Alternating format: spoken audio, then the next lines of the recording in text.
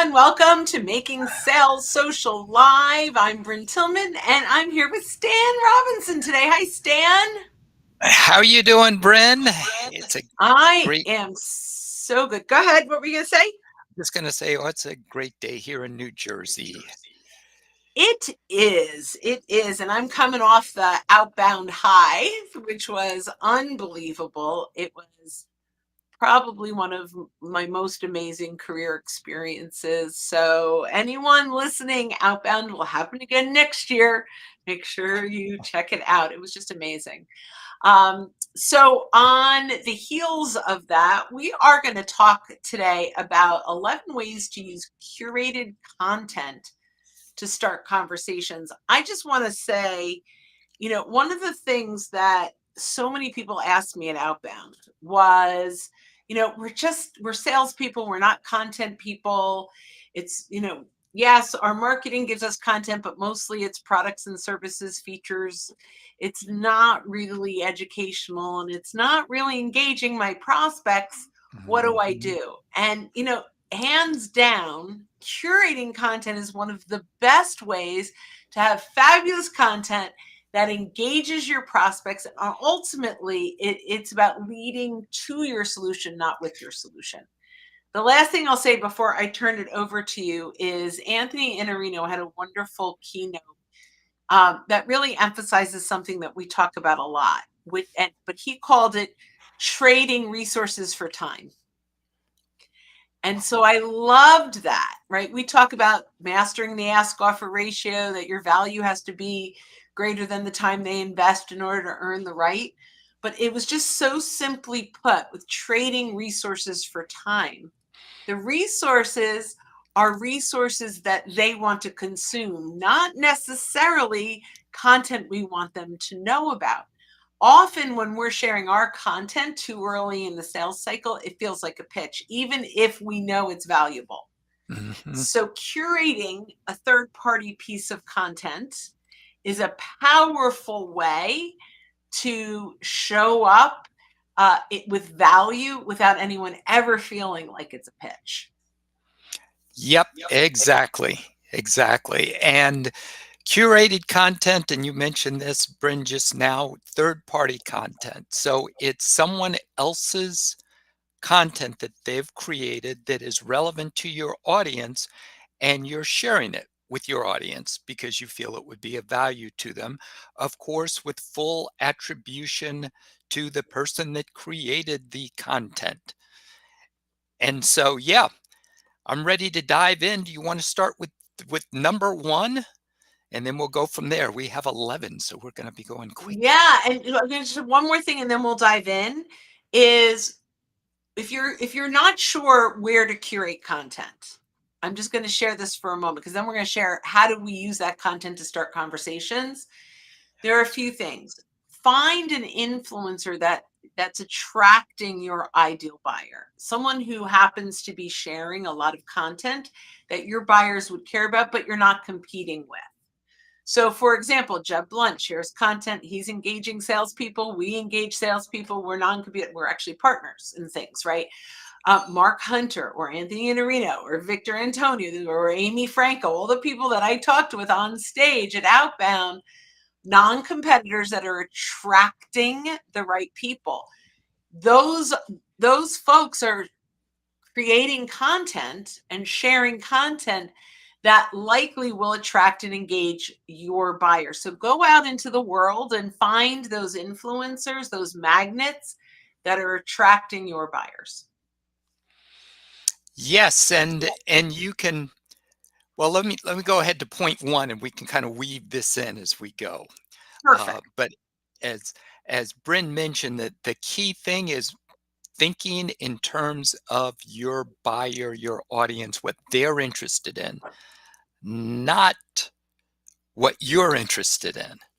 So, number one, we have post curated content and mention the author and their organization, and if necessary, the media outlet.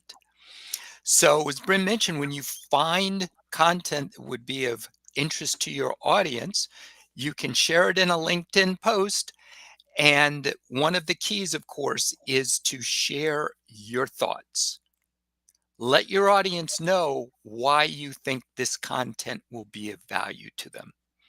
And it could be anything from a blog article to a recent research report, Mhm. anything like that, news that is relevant to your audience, because we're so inundated with news today, it's hard to keep up. So sometimes you can help people just by sharing something that's relevant to you and very new. Anything you would add to number one, Brent? Yeah, so I'm going to yes and what you just said. So mentioning the author, the organization, for example, was it published on Forbes or HubSpot? That's the media outlet. Why do we want to do this? Well, they will likely engage, and then their network will start to see our content.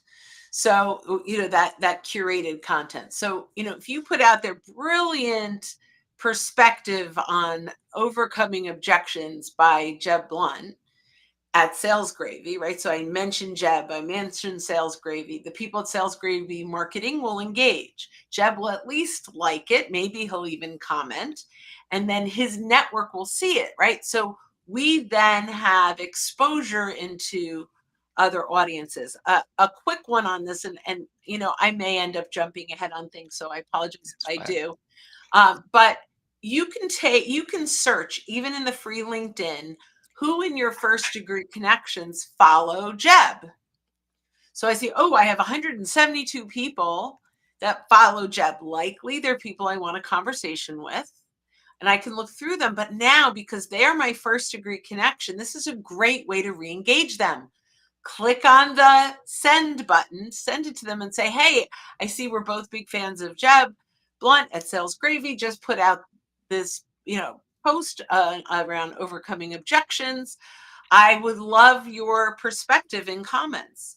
Right. And so now I am engaging them around someone that we have in common, and it will likely not only expand our reach, because when they engage, then their network sees it, but it will start a conversation, and we're back on the radar of folks that we're probably ignoring. Mm. Yep. Awesome. It's such a great win-win-win situation, because you're sharing content that's of interest to your first degree connection. It amplifies the content of the person that produced it. And as Bryn, you just mentioned, it helps increase your visibility as well. Yes, I love that. So I'm going to put a spin on two. Why don't you run with two, and then because I kind of half answered it, I'm going to give you a different half answer. Very cool. So number two is finding content from influence and thought leaders, and looking at who is engaging with that content and engaging with them. So in addition to engaging with the piece of content, you look at who's already commented on it and engage with their comments by, of course, adding something of value to the discussion. So Bryn, you have kind of another take on it.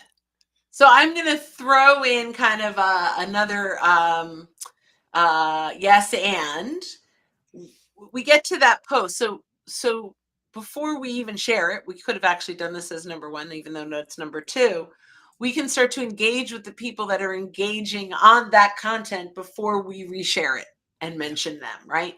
So let's say there's 17 comments on that piece. How do we get their attention? Because most of them are probably not your first degree connections that are commenting. So if you engage, you can simply react, or even better, add a comment. But now, if you wanted to connect with them, you can send a connection request and another piece of content. I tend to go to listennotes.com, where I can find a podcast from that person, because that's like really outside the box thinking. And so maybe I find a podcast that Jeb is on around overcoming objections that I find on listennotes.com. And I connect. I say, Stan, I see we're both big fans of Jeb Blunt at Sales Gravy. I really loved the content. Now you've already seen my name because I engaged on your comment, right? And Mhm. I'm not sure if you're a big podcast listener, but I recently came across one from Jeb that I think you'll love. If you're interested, let's connect. I can send you a link. And now we connect around the influencer, and we're starting that conversation around an influencer. Yep. Yep. Good deal. So a lot of this has to do with, as you just mentioned, starting conversations around an influencer. So it's leading to your solution, not leading from it. Because the next point, we always talk about taking inventory of your connections. Mhm.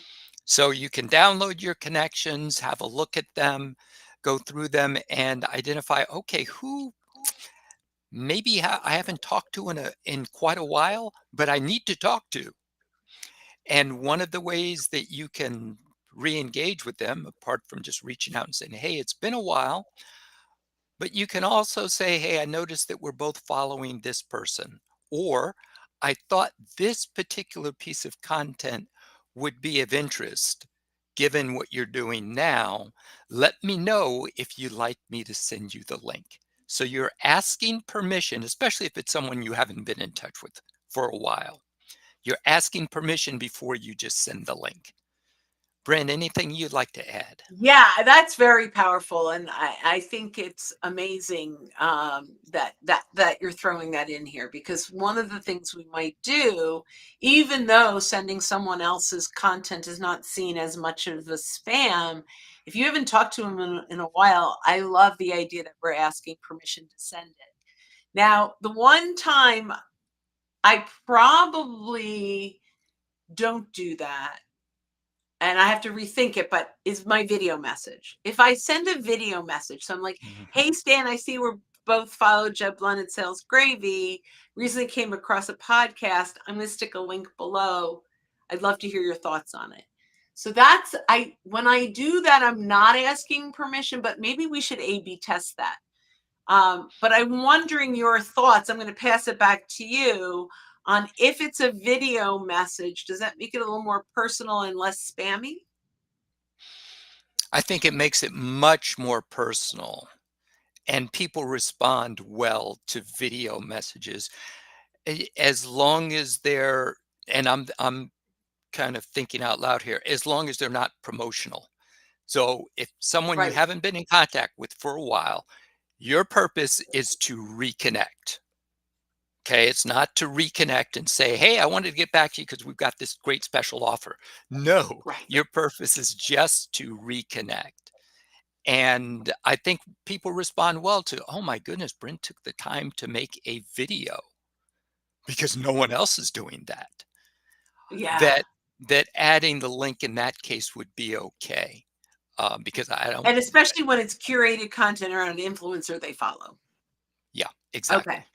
So based on, I love that. And I do, by the way, really agree with you so much that almost everything should be permission based. Um, Especially when it's your own content. I think maybe in this Mhm. case, when you're curating an influencer content that you know they follow, it might be an exception. Yeah, yeah. Wonderful. All right. What's number 4? Now, number 4 has to do with hashtags. And even though LinkedIn is not emphasizing hashtags, hashtags are still a way that people use to, in effect, organize and tag their content so it can be easily found. So you can take advantage of hashtags to find content around topics and engage with both, as we've been talking about, the person who produced the content and anyone who's commented on it. And then if you choose, you can also use hashtags in your own content. There's nothing that says you can't. And lastly, and then I'll turn it over to you, Bryn, one thing about hashtags is you can also use them to make your own content easier to find by you. Because a lot of times we may want to look at what we posted a few months ago and it's like you're scrolling forever. But if you come up with a unique hashtag, we use pound SSL Insights, Mhm. hashtag SSL Insights. It makes it easy for you to quickly find your content as well. Bryn, your thoughts in terms of the world of I hashtag. have nothing to add. I think that you covered that perfectly. And number 5, I think I already gave away. So I'm going to have you just introduce that and then we'll go on to number 6. Yes, because you did mention that with free LinkedIn, even with free LinkedIn, you can see who is following different influencers. And so you can identify an influencer, look at who else is following them, and then use that as a basis for engagement. You're engaging around the influencer. And then you mentioned you can use something like Listen's Notes to find relevant content. So good. Let's see. Number 6. Now, this is one of our favorites, and that's interviewing your prospects on Zoom or on a LinkedIn Live around it could be a trending topic, a topic that they are expert in, and use that content, the curated content, as the main topic for discussion. So there are lots of ways that you can take this, but the idea is to interview your prospects. And Bryn, this is something that you came up with in terms of this is a way that you can actually run a campaign. Yeah, I mean, we can take this into some deep, it could be very superficial in interviews, or we could go really, really deep. But interview your prospects on Zoom. It's really this hybrid of original content slash curated. So it doesn't have to be your thought leadership.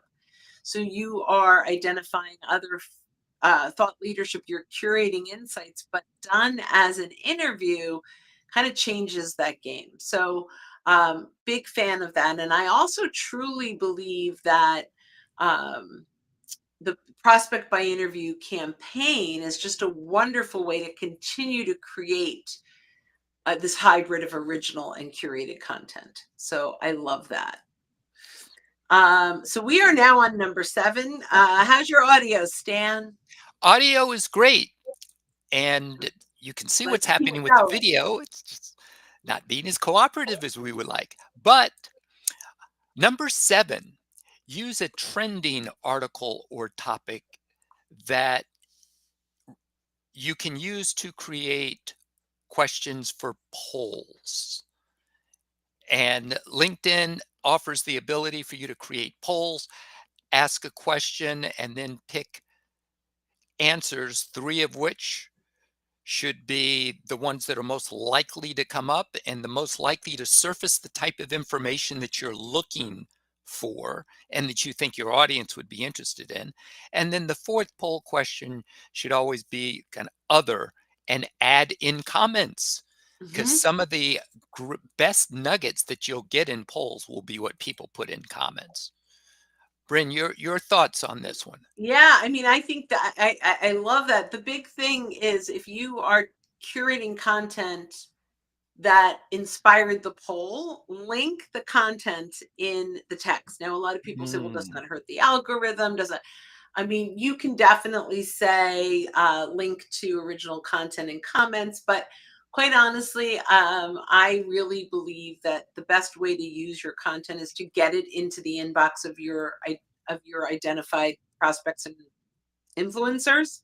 mhm, So mhm, I don't really worry about the algorithm nearly as much as other people do because I feel like if you've got organic reach and you've got and a poll automatically will get some organic reach anyway. People love to the one click vote.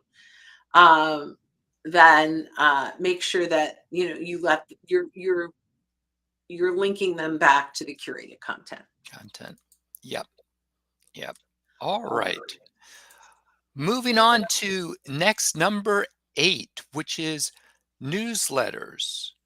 And you can create a newsletter with links to curated industry insights, content, and other relevant content. Mhm. So in addition to your own content, because you definitely want to use it's your newsletter, so you can use it to talk about your events, what you have coming up, content that you've created. You can also use the newsletter to highlight curated content as well. Yeah, I love that.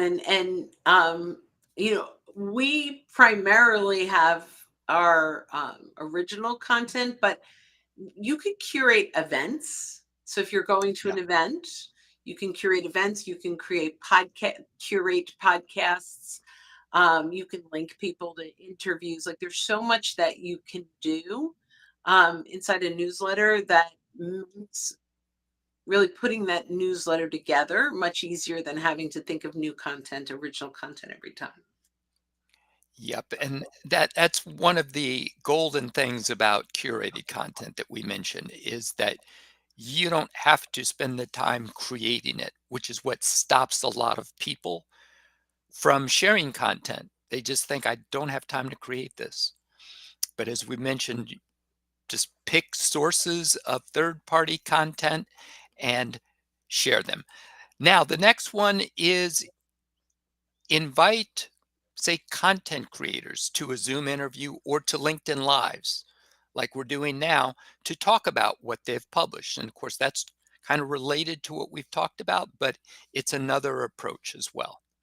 Yeah, so often, when we're talking about interviews, it's often prospects or influencers. In this case, well, it is an influencer, but not inside of an organization, but the content creator. So inviting the person who wrote that content to talk about that content. Content. Now, it used to be that, if you didn't have a podcast, it was hard. What do you do with this? But you can go live right into YouTube, which we do. And we have a couple people live on YouTube right now. You can go, you know, live into LinkedIn and other platforms, which will also house that content. So you don't have to have a podcast to Mhm. interview even top content creators because you don't have to do editing work and submission work. It's all live and it's up there once you're done, and it's probably the least amount of work when it comes to interviewing, and you will engage their network. So it's a great win-win. Yep, good deal. Next, and it's number 10, is use a LinkedIn audio room to discuss a topic, and it could be based on anything that's trending, uh, any topic that you choose, but you can also use LinkedIn audio rooms to do it. So I know we talk about LinkedIn Lives all the time because we do them all the time, but Mhm. you also have access to LinkedIn audio. Yeah, this is also a great place to interview that creator or bring in that creator. But what you're doing is you're actually creating discussions. And you can bring the audience up on stage to talk with that creator. So often, we talk about curating content for this. This is, hey, I found a great piece of content. Maybe I found it through using hashtags. Mhm. And, I really love the perspective of the original, content producer, and so bringing them into an audio room is a great way to use curated content to start conversations, and you can invite your prospects to those Good deal. conversations. Yep. All righty. And then number 11 is partnering with content creators who attract a similar audience to your audience. And Bryn, you alluded to this before when you talked about partnering with people who share the same audience, like we do with Jeb and others, but you're not competing against each other. And so you can support each other that way. Yeah, so I think this is a huge opportunity. Now, this is not resharing their content. It's directly sharing their content. So, Mhm. normally what I would do if I found curated content on LinkedIn is I would reshare it. So it's being posted by me. I'll mention, the author and the company and the media outlet. In this case, you're swapping right? Sharing. Mhm. So Mhm. I will use the little paper airplane at the bottom of somebody of their content, and I will send it to 50 or 100 of my connections that I think will bring value. And you can do 10 at a time, and they can do the same. And so what happens is I'm attracting people to their content. It's not about, hey, engage on my content. It's, hey, I found content I think you'd find valuable. And Helpful. they're doing the same. So when you have those collaborations, expanding your network is just a Mhm. fabulous way to get in front of more people. Yep. Super. Well, that was number 11. So we got through all 11 in record time. Love it and absolutely loved going through this. For everyone that's watching, if you are looking for the ebook for this, it's socialsaleslink.com/curated. That's socialsaleslink.com/curated. And we would love for you to download the ebook if you find that it would be helpful. The other thing is, and we're doing this live, so I'm going to throw out a date, but we do run this once a month, November 21st. We have a Be Our Guest to Mastermind coaching. So if you go to socialsaleslink.com/events, if it's past November 21st, you'll see the next one because we do put it up at that same link every single month. So come join us, ask your questions. We'd love to have you as our guest. So Stan, any parting words? Just take advantage of curated content, find some good sources that your audience will be interested in, and share it. So, Bryn, this has been Absolutely. awesome as always. I love doing these with you. So, to our audience, when you are out and about, don't forget to make your sales social. Social. We'll never get it right.